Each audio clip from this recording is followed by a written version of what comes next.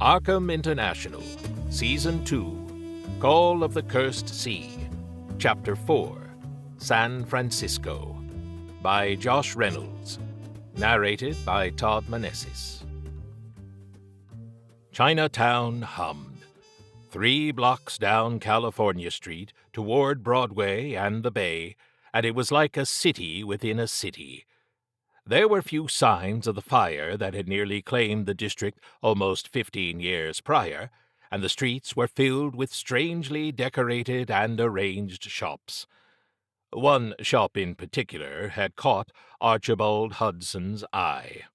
"This seems awfully familiar," he murmured, eyeing it from across the street with the air of a man who'd spotted a nest of rattlesnakes. It proclaimed itself a curio shop, but who knew what that meant these days? "Shop is closed, lights are off, busy street, middle of the day. Can you say trap?" "Trap," Valeria Antonova said dryly. They lounged in an alley, watching the shop front from a convenient angle. No one paid them any attention, though Hudson figured the Chinese Consolidated Benevolent Association had someone watching them. The 6 companies and the Foundation had an understanding of sorts, one that extended to the San Ho Way and other fighting tongs. Which was just as well, because Hudson preferred not getting a hatchet in the back while investigating a possible para-dimensional incursion. He and Antonova had come to San Francisco hoping to pick up the trail of a missing agent, one of several of late. Alexa Roscoe had been running the Chinatown office for the Foundation for years. She knew the area and had a good relationship with the local practitioners. The fact she'd gone missing, and so suddenly, was concerning. There'd been no trail as such, just a crumb here and there, meetings, names, and finally a place. Kai Zhang's Emporium of Curiosities. Hudson sighed. He'd expected something called an emporium to be bigger. Regardless, they were here now, and there was only one thing left to do. "Definitely a trap, but we still have to go in." Antonova nodded. "If you take the front, I will take the back." Hudson glanced at her. "How do you know that there's a back?" "There is always a back," Antonova said. She patted his shoulder. "Do not die, eh? I have grown to tolerate you, and would hate to have to break in a new partner." "You're all heart, Antonova."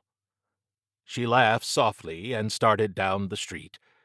It was busy, and she blended into the Chinatown crowd with ease. Antonova was good at that sort of thing, better than Hudson. He liked to stand out. Nice clothes, good shoes, a man for the times, his dad might have said. Hudson frowned. He didn't like thinking about his old man or what had happened to him. He took a deep breath and idly tapped the stone ward dangling from his neck on a rawhide thong. It was a standard Foundation-issue ward, just enough to keep him safe from the smaller varieties of para-dimensional predators.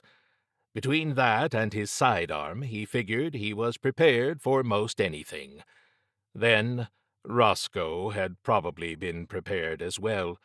And where was she now? "Good question," he muttered. "Let's find out." Squared his shoulders and started across the street, towards the curio shop. Chinatown unfurled around him. Above him was a canopy of painted balconies, hung with wind bells and flowered lanterns. Around him, the street was crowded with people moving one way or another. Few paid him any attention, for which he was thankful. He stopped at the Emporium's door and tried the handle. Locked. But there were ways around that. He reached into his coat and pulled out a silk handkerchief.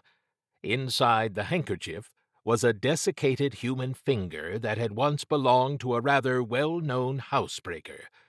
A few words in Latin, and the finger twitched like an earthworm. He tapped it against the door's lock and heard the bolts slide back with a rattle. A few more words, and the finger stilled. He carefully rewrapped the digit and slid it into his coat. Then he stepped into the shop. The air inside was musty, as if it hadn't been disturbed in some time. That didn't bode well. He carefully closed the door behind him, not wanting to risk something getting out. There was some light coming through the windows, so he could see the shelves of bric-a-brac and the sales counter at the back, but nothing else. They still didn't know why Roscoe had been interested in this place. It wasn't mentioned in any of her reports, not even in a footnote. So what? The hiss of parting air and the sudden change of temperature warned him of what was coming, even before his ward started to burn like a red-hot coal against his chest. He spun, going for his sidearm at the same time. He glimpsed long arms and wrinkly flesh emerging as if from thin air directly behind him.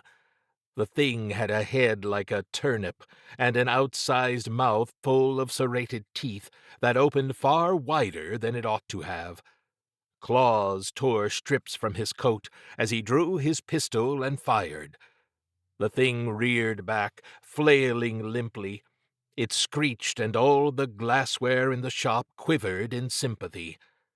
Hudson backed away, still firing. The ammunition was Foundation issue, each one marked with the Elder sign.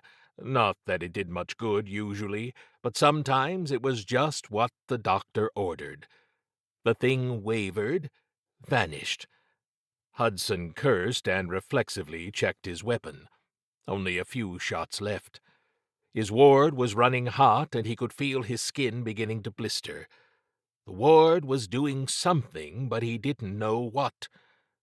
Another hiss from his left. He twisted around, the pistol bucking in his grip. He saw the air ripple and split, the edges furling back like flower petals, and behind it, what? Somewhere else, somewhere awful, the thing emerged, talons wide, reaching for him. If his shots hit home, he couldn't tell. It caught him by his lapels and drove him back against the counter, hard enough to knock the air from his lungs. Eyes like black stones examined him for a moment. Then it turned and began to drag him towards the rip in the air. Realizing its intent, he hammered at its grip with his useless pistol. Then a flash of steel. The creature wailed like an injured cat as it reeled back, sans arm. Antonova struck again and again, spilling ichor with every blow. The creature flung itself back through the rip in the air and did not reappear. Panting from effort, Antonova turned to help Hudson to his feet. "Dimensional shambler," she said. What was it doing here? Hudson asked shakily. "Trap, like you said." She looked at the weapon in her hand, a dowel sword with jade inline. "Found this in the back. It was Roscoe's." Oh, hell, Hudson said. He leaned back against the counter. Any sign of her? Antonova grimaced. "She's in the back too. Dead.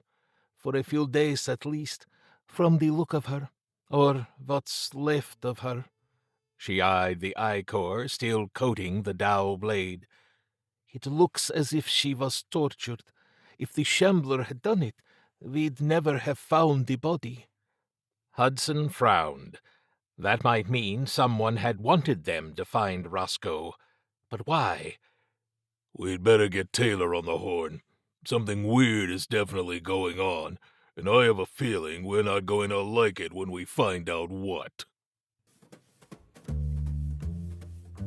This audio recording is copyright Fantasy Flight Games 2026. All rights reserved. Produced and published by Aconyte Books. For more from the universe of Arkham Horror, visit arkhamhorror.com. For more great audio fiction, subscribe to the Aconyte Fiction Podcast.